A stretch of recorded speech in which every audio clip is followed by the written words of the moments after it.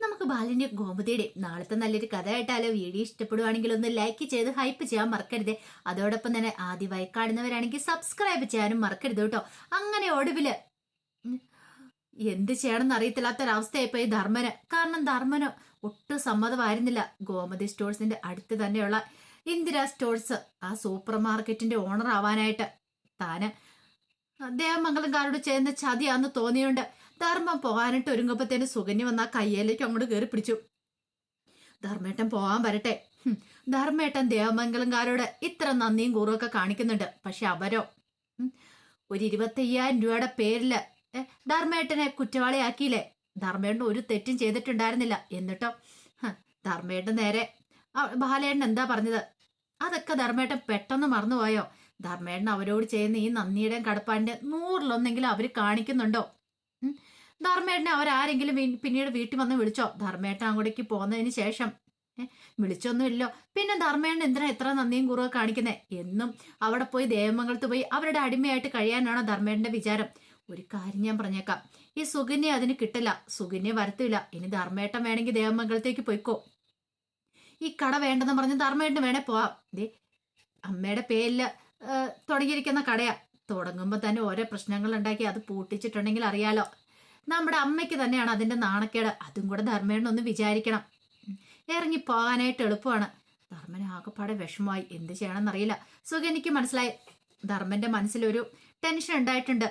അപ്പോഴേക്ക് സുകന്യ പറഞ്ഞു, ധർമ്മേട്ട ഇപ്പൊ ദൈവമായിട്ട് നമുക്ക് ഇതിനൊരു അവസരം തന്നിരിക്കുന്നേ, നമുക്കും ജീവിക്കണ്ടേ. എന്നും കൊന്നും ധർമ്മേട്ടൻ ദേവമംഗലത്ത് പോയി എടുത്തു കൊടുത്ത് നിന്നിട്ട് കാര്യമുണ്ടോ? ഇനി അവിടേക്ക് ചെന്നാലും ധർമ്മേട്ടന് ആ പഴയ വില കിട്ടുമോ? കടയിൽ പോയി എടുത്തു കൊടുത്തിട്ട് നിന്നാലും എന്തെങ്കിലും ഒരു പ്രശ്നം വന്നു കഴിയുമ്പോഴത്തേനും ധർമ്മേന്റെ തലയിലായിരിക്കും ആ കുറ്റം വരുന്നത്. അതിനേക്കാളും നല്ലത് ഇപ്പൊ അച്യുതേട്ടനും അനന്തേട്ടനും ഒക്കെ പറയുന്ന പോലെ ഈ കടയെ നോക്കി നടത്തി നല്ല രീതിയിൽ മുന്നോട്ട് ജീവിക്കുന്നതല്ലേ നല്ലത്. അവരുടെ അടുത്ത് പോയി നാണം കെടണോ? ധർമ്മേട്ടൻ ഈ കാണിക്കുന്നതിന്റെ 100-ലൊന്ന് ആത്മാർത്ഥം കാര്യങ്ങളൊന്നും അവർക്കില്ല. അവർക്ക് ആർക്കെങ്കിലും ഉണ്ടായിരുന്നെങ്കിൽ ഇപ്പൊ ധർമ്മേട്ടന് ഇവിടെ നിൽക്കേണ്ട കാര്യം വരത്തില്ലായിരുന്നു. സ്വന്തം ചേച്ചിക്ക് പോലും അതില്ലാന്ന് പറഞ്ഞു.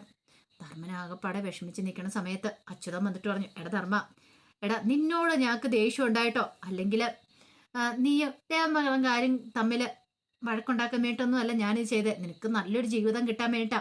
നിന്റെ ഇഷ്ടം അതെന്താന്ന് വെച്ചാൽ നീ ചെയ്തോ. ഇനി ഞാൻ കൂടുതലൊന്നും പറയുന്നില്ല. ഒടുവില് ധർമ്മൻ ആകെപ്പാടെ പ്രതിസന്ധിയിലായി. എന്ത് ചെയ്യണമെന്ന് പറയില്ല.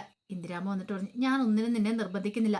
നിന്റെ ഇഷ്ടം എന്താന്ന് ചെയ്താൽ മതി. പക്ഷെ സുകന്യ പറഞ്ഞു, ഞാൻ ഇവിടുന്ന് പോരത്തില്ല. ഇനി ധർമ്മേട്ടന് വേണ്ടെങ്കിൽ ഞാൻ ഈ കട ഏറ്റെടുത്ത് നടത്തിക്കോളാം. ധർമ്മേട്ടൻ അതിന്റെ ഓണർ ആവുകയും വേണ്ട. ഞാൻ ഈ കടയിലെ കാര്യങ്ങളൊക്കെ നോക്കിക്കോളാം എന്ന് പറഞ്ഞു.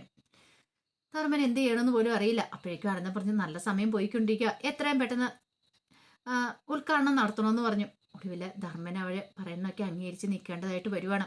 എന്ത് ചെയ്യാൻ പറ്റും? ധർമ്മൻ ഒന്നും മേലാത്ത അവസ്ഥയാ. ഒടുവിൽ ഇന്ദിരാമ്മയാണ് ഉദ്ഘാടനം നടത്തുന്നത്. ദീപമൊക്കെ തെളിച്ചു. പക്ഷെ ധർമ്മൻ എല്ലാത്തിനും അവിടെ നിന്നല്ലാതെ ധർമ്മന്റെ മനസ്സിലൊരു സന്തോഷം കാര്യങ്ങളും ഉണ്ടായിരുന്നില്ല. ഒടുവിൽ അതെല്ലാം കഴിഞ്ഞ് കഴിഞ്ഞപ്പോഴത്തേനും ക്യാഷ് കൗണ്ടറിലേക്ക് ചെയറിലേക്ക് ധർമ്മനോട് ഇരിക്കാൻ പറഞ്ഞപ്പോൾ ധർമ്മൻ ഞാൻ ഇരിക്കില്ല എന്ന് പറഞ്ഞു. ഒട്ടും മടിച്ചില്ല. സുകന്യ പറഞ്ഞു, ഞാൻ ഇരുന്നോളാം. ധർമ്മേണ്ട ഇരുന്നില്ലേലും ഞാൻ ഇരുന്നോളാന്ന് പറഞ്ഞു. സുകന്യക്ക് ഭയങ്കര താല്പര്യമുള്ള കാര്യമുള്ളൂ. അങ്ങനെ സുകന്യ കസാരയിൽ കയറിയിരുന്നു. കുറെ കാലത്തെ സുകന്യയുടെ ആഗ്രഹമല്ലേ, അതങ്ങനെ സാധിക്കുവാണ്. അപ്പൊ പുതിയ കടയിലെ ഉദ്ഘാടനമൊക്കെ നടന്നറിഞ്ഞു കഴിഞ്ഞപ്പോഴാണ് രാമേട്ടൻ ആ കാര്യം അന്വേഷിക്കുന്നത്. അപ്പോഴാണ് ആ കാര്യം അറിയണേ.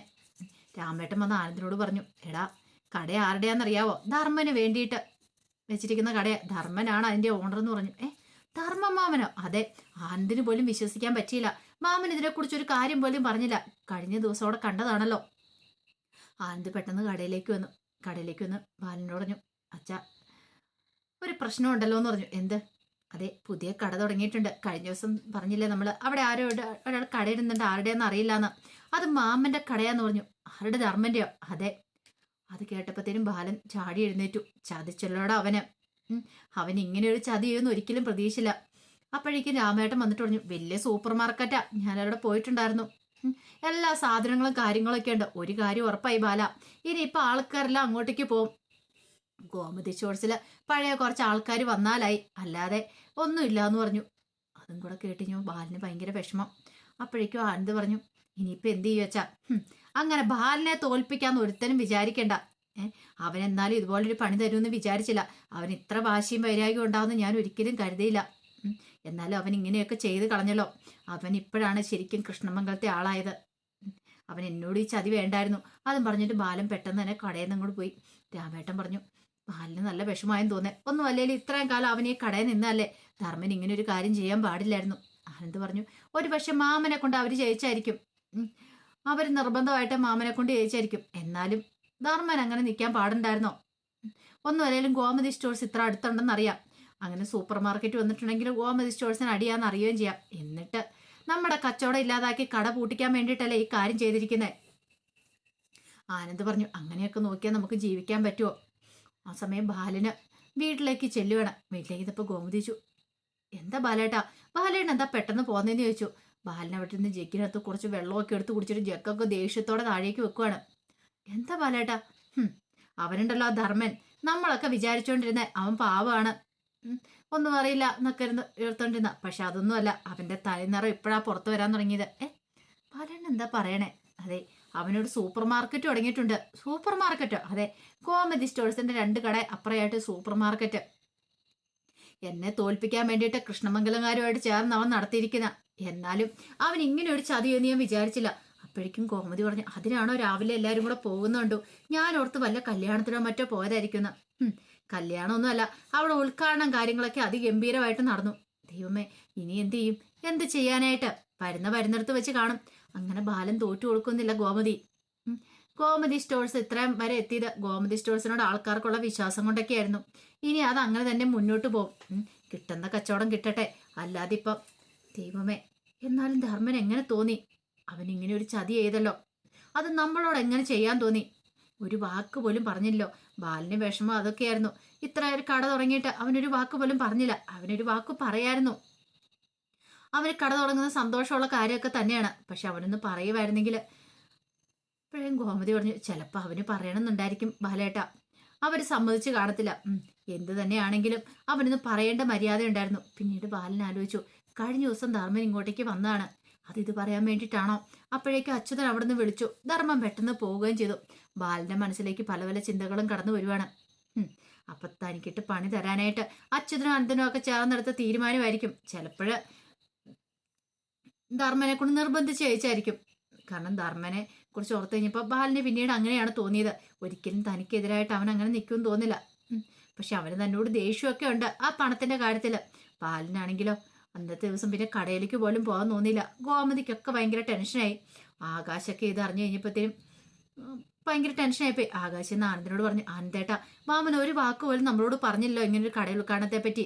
അതെ, കഴിഞ്ഞ ദിവസം കൂടെ നമ്മുടെ അടുത്ത് വന്ന് സന്തോഷത്തോടെ ചിരിച്ച് സംസാരിച്ചിട്ട് പോയതല്ലേ. നമ്മൾ മാമനെ വീട്ടിലേക്കും വിളിച്ചല്ലേ. മാമൻ ഒരു വാക്ക് പോലും പറയായിരുന്നു. എന്തായാലും ഇത് കുറച്ച് അന്യായമായിപ്പോയി. എല്ലാവർക്കും അതിന്റെ സങ്കടവും കാര്യങ്ങളൊക്കെ ഉണ്ടായിരുന്നു. ഇതിന്റെ അപ്പുറം സങ്കടമായിരുന്നു ധർമ്മന്. കട നടത്തി കടയിൽ ആൾക്കാർ കയറി വരാൻ തുടങ്ങി. സാധനങ്ങളൊക്കെ കൊടുക്കാൻ തുടങ്ങി. സുകന്യാണ് ക്യാഷ് കൗണ്ടറിലേക്ക് പണമൊക്കെ വാങ്ങിയിടുന്നത്. സുകന്യ ഭയങ്കര മുതലാളിച്ച് കളിച്ച് അവിടെ കയറി ഇരിക്കുകയാണ്. ഇതിലിപ്പോൾ ഒരു സന്തോഷം ഇല്ല. പക്ഷെ ധർമ്മൻ അങ്ങനെ ആയിരുന്നില്ല. ധർമ്മന്റെ നെഞ്ച് വിങ്ങുമായിരുന്നു. താൻ ചെയ്യുന്ന വലിയൊരു ചതിയാണല്ലോ എന്ന്. അച്യുതനാണെങ്കിലോ ബാലനിട്ട് പണി കൊടുത്തല്ലോ എന്നൊരു സന്തോഷത്തോടു കൂടിയിട്ടാണ് അച്യുതനും ഇരിക്കുന്നത്. അപ്പം അതിൻ്റെ കഥകളൊക്കെയാണ് കാണാൻ പോകുന്നത്. ഇനി ധർമ്മൻ എന്ത് ചെയ്യുന്നു നമുക്ക് കണ്ടറിയണം.